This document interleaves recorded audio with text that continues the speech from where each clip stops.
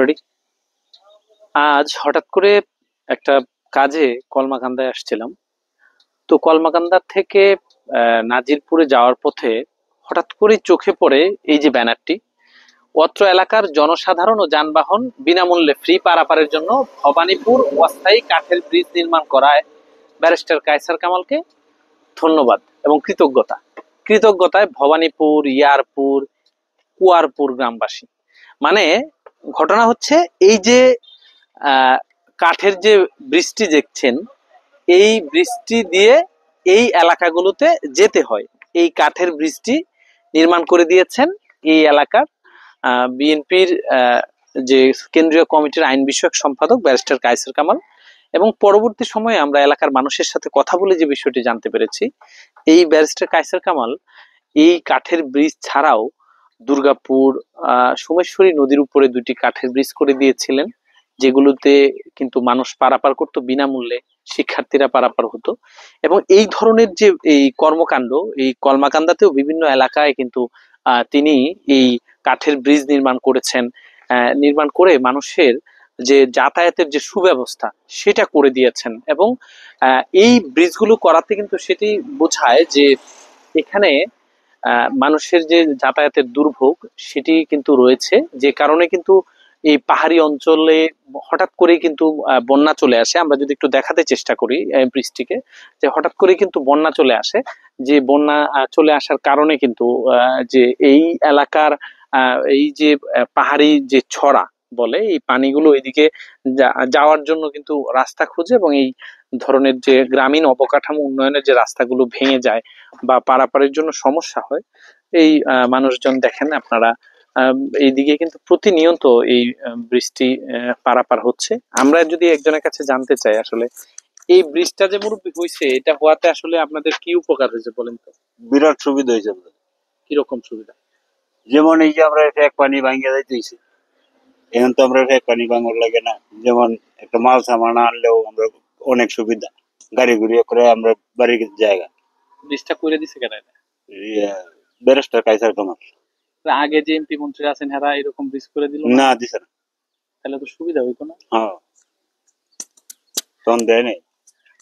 যেমনটি শুনছিলেন যে আসলে এই যে বৃষ্টি বা এই ধরনের ছোট ছোট কালভার্ট করে দেওয়ার কারণে কিন্তু মানুষের যাতায়াতের জন্য মানে খুবই সুবিধা হয়েছে, এবং এলাকার মানুষ কিন্তু এর জন্য কৃতজ্ঞতা স্বরূপ কিন্তু তার সাইনবোর্ড লাগিয়ে রেখেছেন। এবং এই দিক থেকে কিন্তু এখন মানুষ খুবই সহজেই কিন্তু এই কলমাকান্দা, দুর্গাপুর সহ উপজেলার সাথে বিভিন্ন ইউনিয়নের যে যোগাযোগ সেটি কিন্তু রক্ষা হয়েছে। এবং এই অঞ্চল কিন্তু আসলে এখন এই অঞ্চলে মানুষ যোগাযোগের জন্য অনেকটাই সমৃদ্ধ হয়েছে। দেখেন কি চমৎকার প্রকৃতি আসলে এই এই পাহাড়ি অঞ্চলের এই সকল প্রকৃতি কিন্তু মানুষকে মনোমুগ্ধ করে, মানুষের হৃদয় মানে ছুঁয়ে যায়। এবং এই প্রকৃতি দেখার জন্য কিন্তু দেশের বিভিন্ন প্রান্ত থেকে এলাকার মানুষজন এখানে আসেন। এবং এই যে বৃষ্টি করে দেওয়ার কারণে কিন্তু এই যে এই খালের উপরে এই বৃষ্টি করে দেওয়ার কারণে মানুষ কিন্তু এখন, এই যে শুনছিলেন একজনের কাছে, যে এখন আর ওইভাবে তাদের কষ্ট হয় না। এই ব্রিজ দিয়ে যাতায়াতের জন্য তাদের এখন প্যাক কাদা বাড়াতে হয় না, খুব সহজেই তারা কিন্তু যেতে পারেন। খুবই চমৎকার এবং রং করে দেওয়া হয়েছে দেখেন।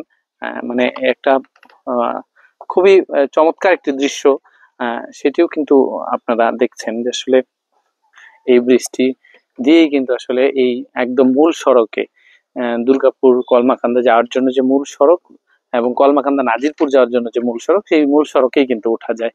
তো আসলে এই চমৎকার উদ্যোগের জন্য আমরা স্বাগত জানাই, এবং আমরা চাই যে সমাজের প্রত্যেকটি মানুষ রাজনীতি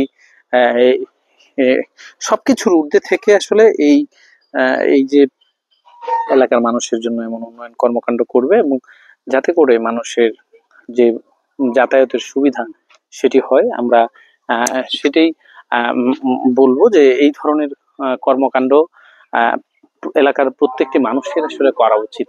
হ্যাঁ, এবং এই এটা করার জন্য কিন্তু কৃতজ্ঞতা জানায় এলাকার মানুষ।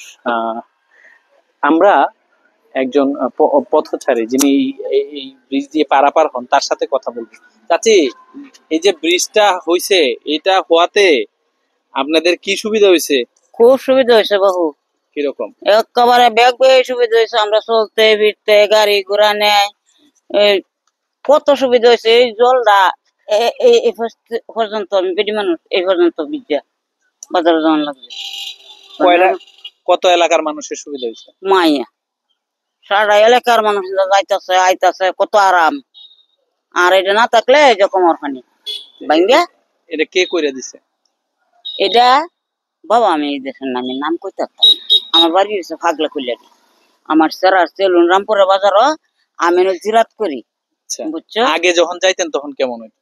আগে তো খুব সুবিধা হয়েছে, ভালো হচ্ছে, বিদায় গেছি।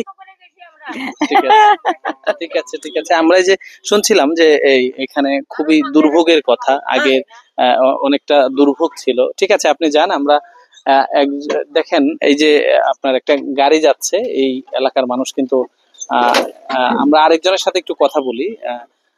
এই দিক দিয়ে আগে কি গাড়ি নিয়ে যেতে পারছেন? না না না। হ্যাঁ, এখন যাইতে পারেন কিভাবে? কেন এটা কিভাবে কে করে দিচ্ছে? এটা তো করে দিছে বলে শাক করে উনি খাইছে খামালে হবে রাস্তার করে বলে দিছে। এতে আপনাদের সুবিধা কি হয়েছে? না, আমরা সুবিধা পাইছি, অনেক ভালো হয়েছে রাস্তা। গাড়ি নিয়ে বাড়ি যেতে পারতেছি। আচ্ছা, আপনি বলেন তো, এই যে আগে কি এদিকে গাড়ি নেওয়ার চিন্তা আগে করছেন? বর্ষা গালাইলে গামছাটা হাতে বাড়িতে গামছাটা নিয়ে আয়া গামছাটা ফিন্দা লঙ্গিটা হাতে তুলে লইয়া রাওয়া লাগতো। অনেক বীজটা করে দেওয়াতে মানে যে গাড়ি নিয়ে বাড়ি যেতে পারতেছে আর কি। এটা মানে উনি কি কোনো এমপি মন্ত্রী কিছু? না, উনি জানি ব্যক্তিগত উদ্যোগে করে দিছে। ব্যক্তিগত উদ্যোগে করে দিছে। তা আগে এমপি মন্ত্রীরা করে দিল না? না, করে দেন। আপনারা না, দাবি না। জানাইছেন? যাও কত জানাইছি, জানাইছি আমরা, জানাইছি। বীজ এটা হয়েছিল বলে এরকম শুনছি, কিন্তু মানে আমরা তো গিয়ে শুনছি না, মানে আমরা এলাকার যারা দরখাস্ত দিচ্ছি তারা আগে হয়েছিল বলে আমরা এনে বীজ টেন্ডার হয়েছিল বলে আবার এটা বলে আবার কোন জায়গায় নিয়ে লয়ে গেছে কাটতে করতে এরকম শোনাইলো, কতবার করে মাপ নিল, কিন্তু বীজ আর হইলো না আর কি। যেমন যেমন একটা কাঠের বীজ পেয়েছি। ভাই আমরা কত শান্তি গাড়ি নিয়ে বাঁচতে যেতেছি। ঠিক আছে, তো ধন্যবাদ। যে শুনছিলেন যে এই যে ব্রিজের কারণে মানুষের যে যোগাযোগের যাতায়াতের যে সুবিধে, এবং দেখেন আমরা দাঁড়ানোর এই কয়েক মিনিটের মধ্যে কিন্তু মানুষের যে এই রাস্তাটি কতটুকু গুরুত্বপূর্ণ ছিল এবং এই যে ব্রিজটি সেটি কিন্তু পরিলক্ষিত হয়েছে। তো আবারও দেখা হবে নেত্রকোনা টাইমসের পক্ষ থেকে গ্রামে গঞ্জের পথে প্রান্তরে।